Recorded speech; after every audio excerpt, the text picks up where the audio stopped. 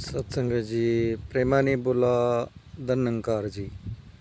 आज तुमच्या आमच्या जीवनामध्ये प्रत्येक मनुष्य मात्र प्रत्येक वेळी कोणत्या ना कोणत्या सुखाच्या शोधात असतो. परंतु ज्याच्या जीवनामध्ये भौतिक सुख मिळवण्यासाठी तो अनेक पद्धतीने पूजेच्या माध्यमातून, तीर्थाटनाच्या माध्यमातून, प्रत्येक वेळी भक्तीच्या आधारामधून तो वास्तविक पाहता सुख मिळवण्यासाठी देवाकडं आराधना करत असतो. परंतु वास्तविक भक्ती हा विषय खूप सूक्ष्म आहे. कारण भक्ती ज्या ज्या लोकांनी केली त्यांच्या जीवनामध्ये पूर्ण सुख प्राप्त झालं. 4 वेद, 6 शास्त्र, 18 पुराणं एकच ग्वाही देतात की ज्या सुखासाठी की प्रत्येक वेळी मनुष्य मात्र भागदौड करत असतो, परंतु नेमकं सुख कोणत्या गोष्टीमध्ये आहे ती गोष्ट त्याच्या जीवनामध्ये प्राप्त होत नाही. त्यासाठी साधुसंत सांगतात की मृग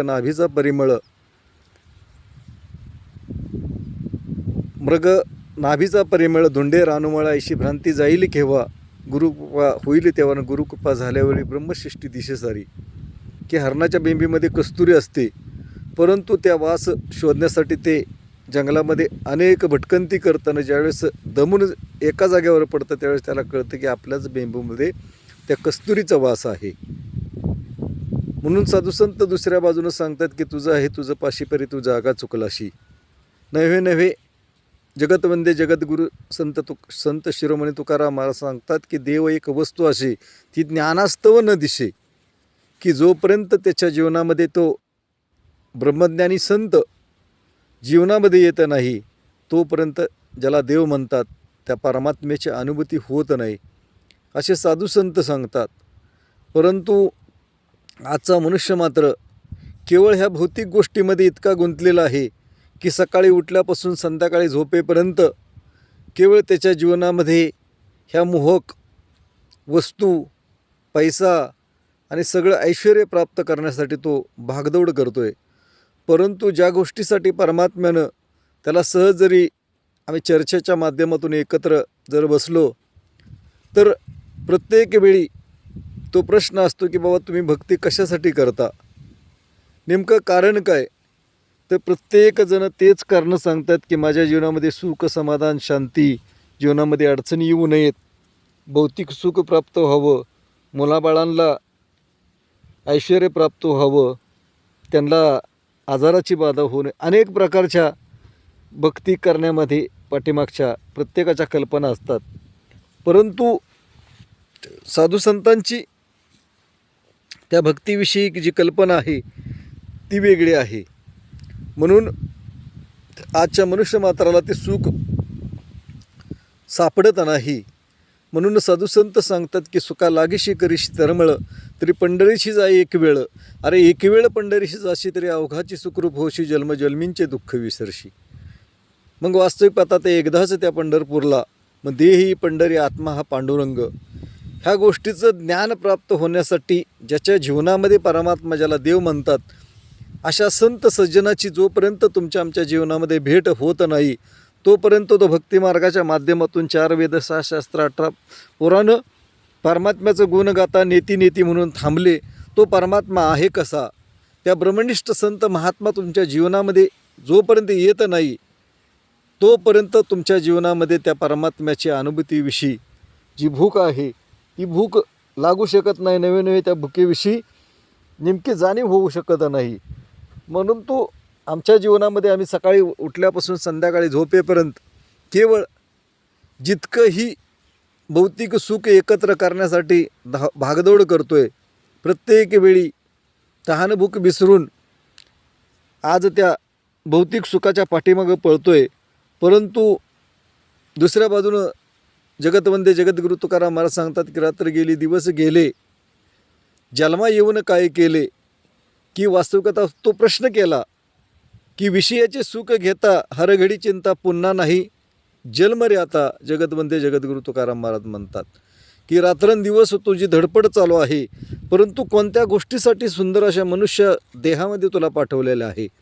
तो देह, कारण प्रत्येक वेळी साधू संत सांगतात की बाबा रे, सुंदर असा मनुष्याचा देह 83,999,000 योनी ज्या आहेत त्या आडव्या आहेत आणि मनुष्याची एकता फक्त उभा केलेला आहे की त्या गोष्टीसाठी, की त्याच्या जीवनामध्ये भवसागर पार तरुण जाण्यासाठी, नवे नवे मोक्ष प्राप्त करण्यासाठी, मुक्ती प्राप्त करण्यासाठी.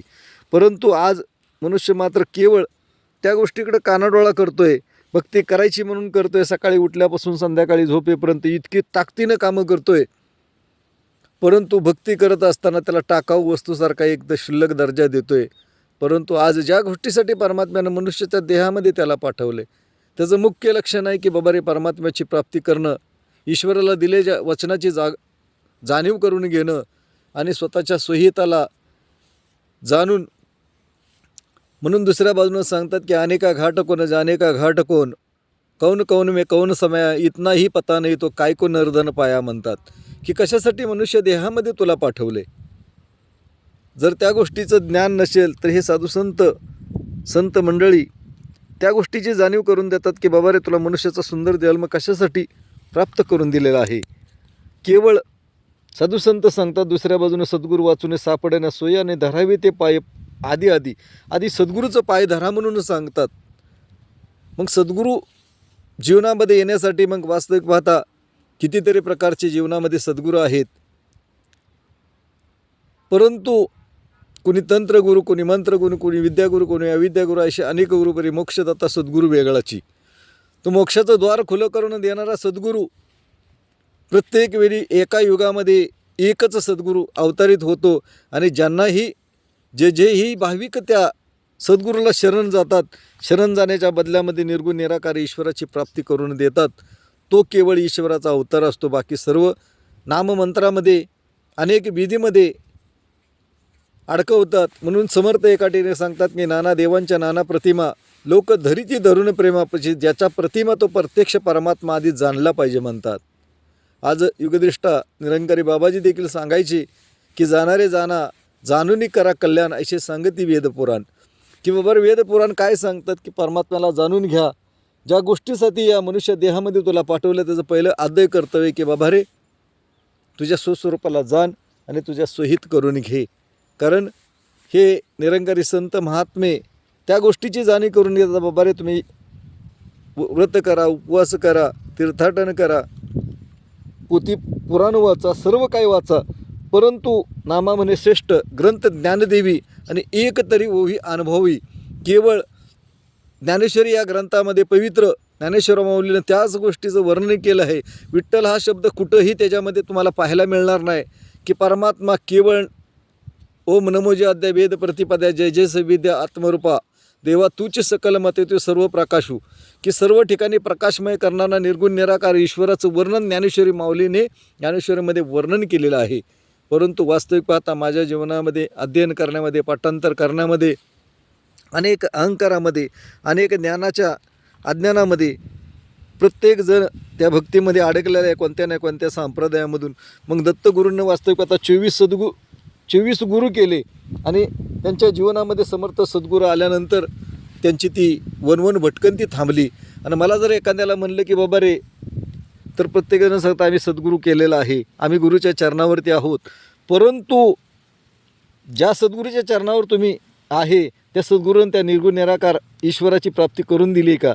आणि जर करून दिली नसेल तर तो पूर्ण सद्गुरू असूच शकत नाही. केवळ तुम्हाला दारोदारी भटकायला लावणाराच तो सद्गुरू आहे. मग साधू संत सांगतात गोड तुझे रूप गोड तुझे नाम देई मज सर्व काळ सुख देणारा परमात्मा जो सद्गुरूच्या माध्यमातून, तो इशाराच्या माध्यमातून समजावला गेला आणि तो जर तुमच्या जीवनामध्ये प्राप्त झाला तो समयाचा सद्गुरू असतो. आणि आज युगदृष्टा सद्गुरू माऊली केवळ आलेल्या प्रत्येक भाविक सज्जनाला ती गोष्ट प्राप्त करून देतात की बाबा रे, ज्या गोष्टीसाठी मनुष्याच्या देहामध्ये आला ती प्रथम कर्तव्य की परमात्म्याची प्राप्ती करून घे आणि तुझ्या जीवनाचं कल्याण करून घे. आता तरी पुढे हाची उपदेश नका करून अशा आयुष्याचा सकलाच्या पायी माझी विनवणी, बरे बांधा पारखून गाठी धन्याचा तो माल मी तवा हमाल भारवाही. केवळ सद्गुरू दास काय बोलतोय ते केवळ सद्गुरूचं आहे. केवळ सद्गुरू हा प्रकाशमय आहे आणि आम्ही मात्र त्याचा किरण आहे. तर त्या सद्गुरूला शरण जाऊन आमच्या जीवनात, आमच्या जीवनामध्ये जे भक्तीचं लक्षण आहे ते पूर्ण झालं, परमात्म्याचं दर्शन झालं. तुमच्या देखील जीवनामध्ये दर्शन करायचं असेल तर या जरूर निरंकारी संत महात्म्यांना विचारा की ज्या परमात्म्याशी तुम्ही वर्णन करता तो परमात्मा आमच्या जीवनामध्ये प्राप्त होऊ शकतो का? तर जरूर त्या प्रश्नाचं उत्तर तुम्हाला मिळेल. आमचा जसा भवसागर पार झाला, आमच्या जीवनामध्ये सुख शांती जशी प्राप्त झाली भक्तीविषयी, तुमच्या जीवनामध्ये तो आत्मसाक्षात्कार झाल्यानंतर तुमच्या जीवनामध्ये देखील ती प्राप्ती होईल. एवढ्याचसाठी केला होता अट्टास आणि शेवटचा दिवस गोड व्हावा. प्रेमाने बोला, धन्यंकारजी.